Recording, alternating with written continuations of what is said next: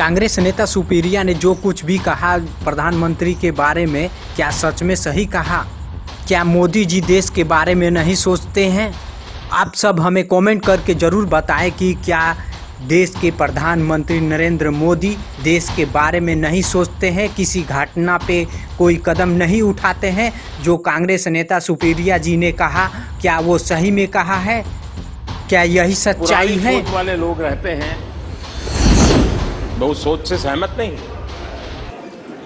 लेकिन वो कहते हैं कि देखो भाई, जब कुछ शुभ होता है, कुछ मंगल होता है, घर में भी कोई अच्छा होता है, बच्चे भी कोई अच्छे कपड़े पहनता है, जरा साफ सुथरा होता है, तो काला टीका लगा देते हैं। आज देश का जो मंगल हो रहा है चारों तरफ, देश की जो चारों तरफ वाहवाही हो रही है, देश का जो जय जयकार हो रहा है, तो मैं आपका धन्यवाद करता हूं कि काले टीके के रूप में काले कपड़े में निकल के सदन में आकर के आपने इस मंगल को भी सुरक्षित करने का काम किया है। इसके लिए भी मैं आपका धन्यवाद करता हूं। पिछले 3 दिन से भी हमारे विपक्ष के साथियों ने जी भर करके डिक्शनरी खोल करके जितने अपशब्द मिलते हैं ले आए, जितने अपशब्दों का उपयोग कर सकते हैं भरपूर, पता नहीं कहां से ले आते हैं। और वैसे तो ये लोग मुझे दिन रात कोसते रहते हैं, उनकी ये फितरत है। और उनके लिए तो सबसे प्रिय नारा क्या है? मोदी तेरी कब्र खुदेगी। मोदी तेरी कब्र खुदेगी, मोदी तेरी कब्र खुदेगी, ये इनकी पसंदीदा नारा है। लेकिन मेरे लिए इनकी ये गालियां, ये अपशब्द, ये अलोकतांत्रिक भाषा, मैं उसका भी टॉनिक बना देता हूं। मणिपुर पर कुछ ना बोलने वाले, सदन से भागे भागे फिरने वाले, मुंह छुपाकर चले जाने वाले मोदी जी को इस अविश्वास प्रस्ताव ने मजबूर कर दिया कि उनको सदन आकर मणिपुर पर अपनी चुप्पी तोड़नी पड़ी और वक्तव्य देना पड़ा। यह अपने आप में एक बहुत बड़ी जीत है। 2 घंटा 14 मिनट मोदी जी ने सदन में वक्तव्य दिया। आपको पता है वो मणिपुर पर कितनी देर बोले? 2 मिनट। सही सुना आपने, मणिपुर पर इस देश के प्रधानमंत्री 2 घंटा 14 मिनट में से 2 मिनट बोले, 6:44 से लेकर 6:46 तक। 2 घंटे 14 मिनट की स्पीच इतनी उबाऊ थी कि आपके सबसे प्रिय लोग ऊँग रहे थे। ये देखिए कैसे जम्हाई ले रहे थे ये लोग। खैर, 2 घंटा 14 मिनट बोलने के बावजूद प्रधानमंत्री मणिपुर पर 2 मिनट बोले, जैसा कि मैंने आपसे कहा। 1 घंटा 38 मिनट बोलने के बाद प्रधानमंत्री जी का गला सूख गया। इतना लांछन, इतना झूठ बोल चुके थे, इतना फेंक चुके थे, तो मोदी जी को पानी पीना था। ये तस्वीर याद है ना, अडानी के वक्त मोदी जी को प्यास लगी थी। फिर ये तस्वीर हम लोगों ने खूब यूज करी थी, क्योंकि डर सबको लगता है, गला सबका सूखता है। तो जब 1 घंटे 38 मिनट के बाद मोदी जी को पानी पीना था, तो कैमरा मोदी जी से हटकर स्पीकर पर चला गया। मोदी जी ने पानी पी लिया। थक गए थे कोसते कोसते कांग्रेस को, विपक्ष को, राहुल जी को, सबको। तब विपक्ष को लगा कि ये बोलने वाले हैं नहीं, और उन्होंने वॉकआउट किया, और बिल्कुल सही किया। मोदी जी ने उसके बाद मणिपुर पर बोला। पहले तो वो 2-3 मिनट ये समझाते रहे कि अमित भाई सब बोल ही चुके हैं, और उसके बाद 6:44 पर 2 मिनट के लिए वो मणिपुर पर बोले। क्या बोले कि बहुत आहत हूं, महिलाओं के साथ गलत हुआ है और हम सबको साथ में मिलकर करना है, वहां पर शांति फिर से लौट रही है। ये बोले प्रधानमंत्री जी। कोई जिम्मेदारी नहीं, कोई जिन लोग शहीद हो गए उनके लिए श्रद्धांजलि नहीं, कुछ नहीं।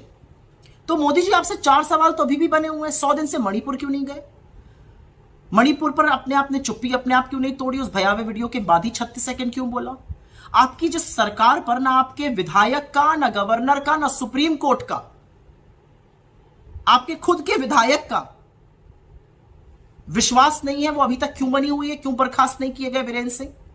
और अंततोगत्वा मोदी जी, ये पूछना था, जिस शांति की आप बात कर रहे हैं, उस शांति में असम राइफल में और मणिपुर पुलिस में तनातनी है, दोनों एक दूसरे के खिलाफ एफआईआर कर रहे हैं। मणिपुर पुलिस बीरेंद्र सिंह को रिपोर्ट करती है और असम राइफल अमित शाह को रिपोर्ट करती है। ये शांति बहाल कर रहे हैं आप 21वीं सदी के मणिपुर में।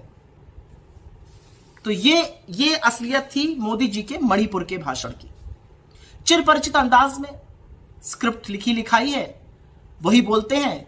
विपक्ष को कोसना है, नेहरू तक जाना है, राहुल जी के खिलाफ 4 शब्द बोल देने हैं, इधर उधर की बातें करनी है। मणिपुर पर डिस्कशन था और ऐसा लग रहा था कि जैसे कुछ अट्टहास, कोई महफिल सजी हुई है।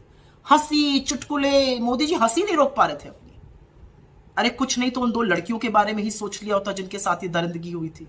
बोल नहीं पाते आप, हंसना तो दूर की बात है। झूठ बोल गए। अभी थोड़े दिनों पहले पकड़े गए थे, एक IIT एक IIM हर साल खुलवा रहे थे, पता चला 5 साल से एक को नहीं खुला है। फिर बोल गए कि IIMC खुल रहा है मिजोरम में। अगस्त 2011 में खुला था IIMC, आपका उससे कोई लेना देना नहीं था। खैर, मोदी जी का जो ऑब्सेशन राहुल गांधी जी से है वो आज फिर देखने को मिला। 2 घंटे 14 मिनट की स्पीच में लगातार कांग्रेस की ही, राहुल जी की ही बात करते रहे। कितने वीडियो देखते हैं भाई आप राहुल जी के, सब पता है आपको वो कहां शूट करते हैं, किससे बात करते हैं। जब किसान वाला वीडियो देख ही लिया तो समझ लिया किसानों को दिक्कत क्या है, तकलीफें क्या है, उनकी वेदना क्या है। और कुछ नहीं तो मोहब्बत देखी कैसे दिल खोल के लुटाई जाती है, थोड़ी आप भी सीखिए। उस कायर दिल में थोड़ी तो मोहब्बत भरी है।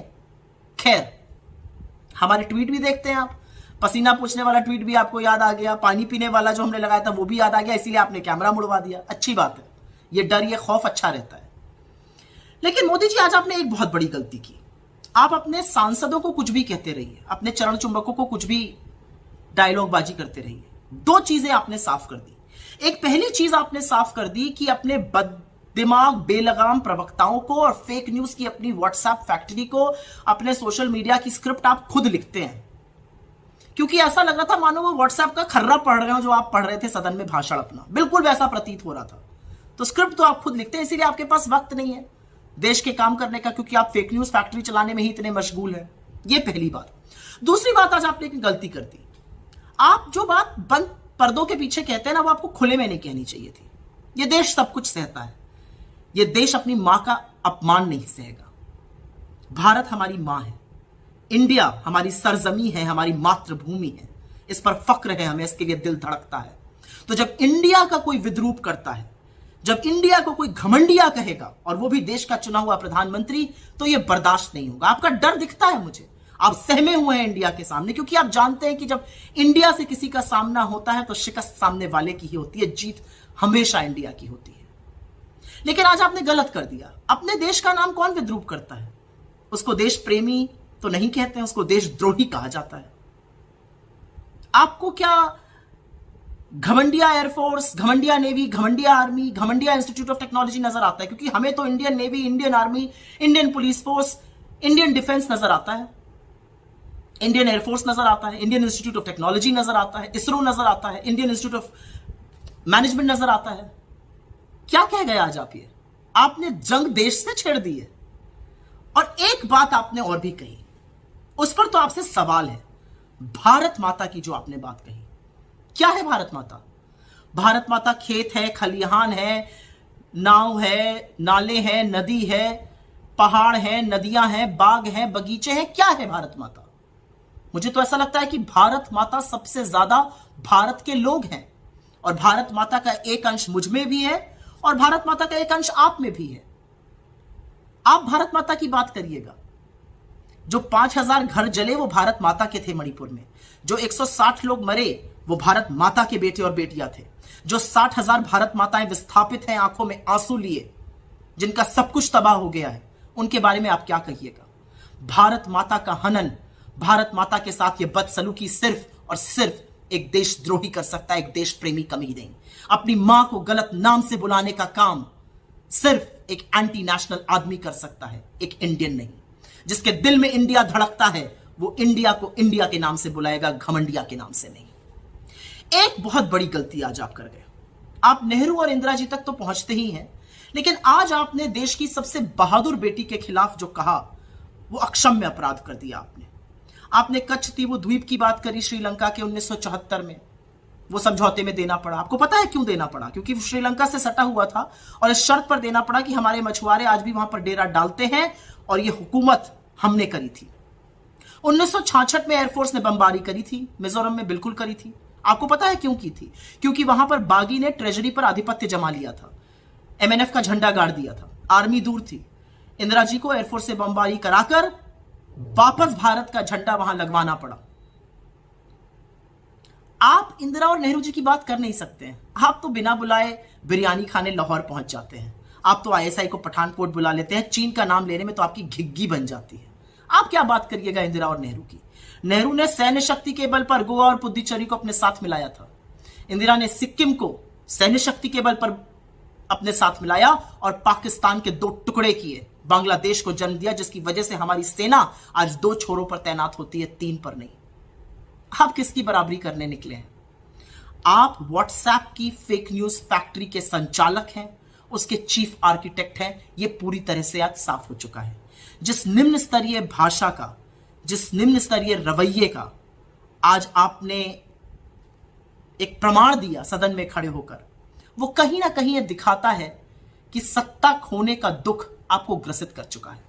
वो दिखाता है कि इंडिया का खौफ और डर आप में व्याप्त हो चुका है।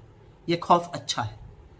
आप इंडिया को किसी भी नाम से बुलाइए, इंडिया हमारे दिल में धड़कता है और इंडिया के लिए हंसते हंसते हमारे पूर्वजों ने और आज हम भी अपने प्राण की बाजी लगाने के लिए तैयार हैं।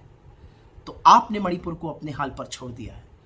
इंडिया मणिपुर के आंसू भी पोंछेगा, ढांढस भी बधाएगा और यह विश्वास भी दिलाएगा कि हम उसके साथ हैं और दुख की इस घड़ी को मिलकर पार कर लेंगे।